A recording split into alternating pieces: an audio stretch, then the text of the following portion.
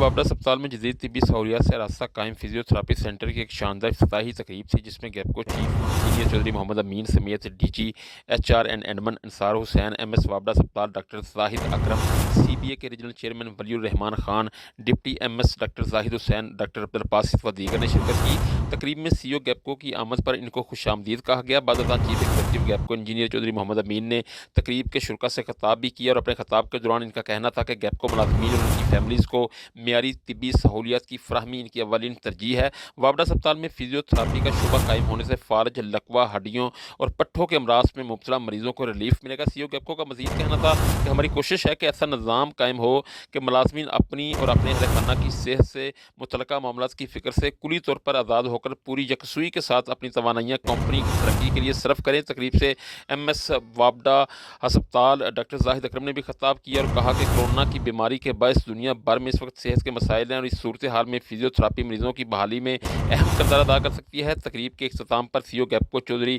امین نے ہسپتال کے مختلف شعبوں کا دورہ بھی کیا اور ہسپتال میں داخل مریضوں کی مزاج پرسی کی اور مریضوں سے ہسپتال کے انتظامات کے حوالے سے معلومات بھی حاصل کی۔ سی او گیپکو نے ہسپتال میں صفائی اور وہاں موجود سہولیات پر گہرے اطمینان کا اظہار بھی کیا۔ جی